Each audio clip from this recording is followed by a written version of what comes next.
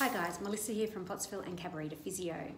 I just wanted to talk to you about 5 ways that we can kind of hack our predisposition to getting headache and migraine.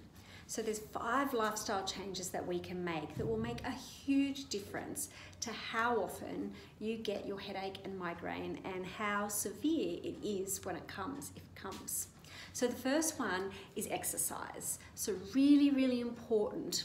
Up to what we'd aim for is 5 days a week going for a brisk walk for at least 30 minutes.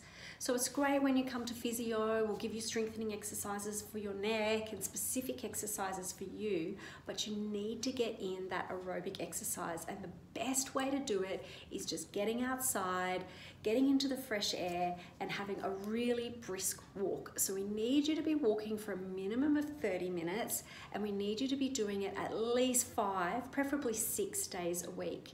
And what this does is it really helps to boost the serotonin in your body, which helps to desensitize the nerves that are causing your headaches.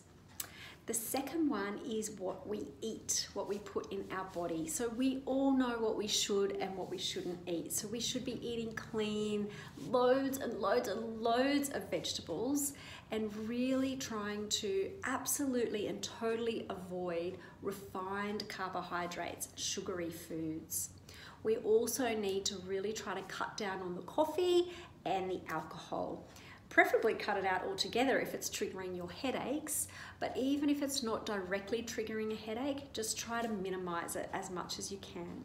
So eating clean, you know, sometimes you'll have a little treat, but if you try to do 80-20 or 90% of the time eating really well, and then 10% of the time allowing yourself that little treat, but monitoring what happens that afternoon or maybe into the next day if it's triggering a headache, and if eating that chocolate, for example, is really worth it. The third lifestyle hack I've got for you is water, and I go on and on about this. So important to be getting adequate hydration. It's the #1 reason why people tend to get headaches. Not so much migraine, but definitely just headache.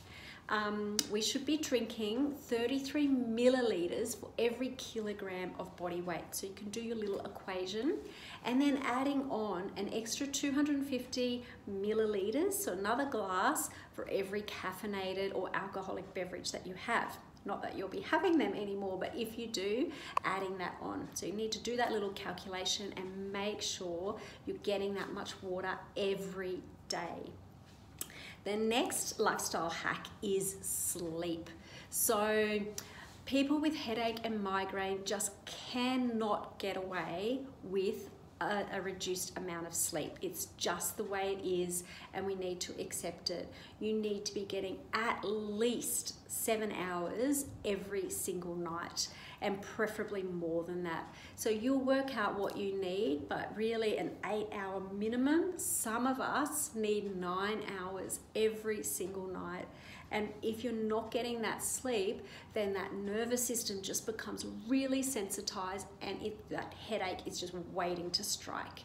So really important to get enough sleep every night. So we're not like rushing and then catching up in a few days. We're really trying to be very consistent with our going to bed and getting up time.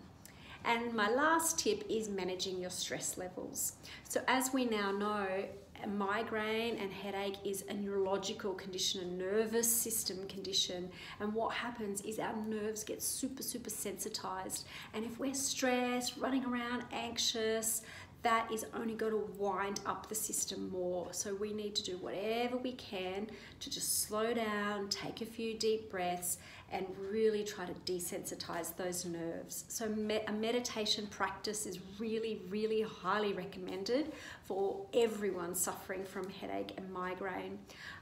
Whether this is downloading an app like Headspace on your phone, or going off and doing a course and learning how to do meditation. You know, it doesn't really matter as long as you're doing something. It might even just be sitting down for 10 minutes, just focusing on your breath, just starting a mindfulness and a meditation practice.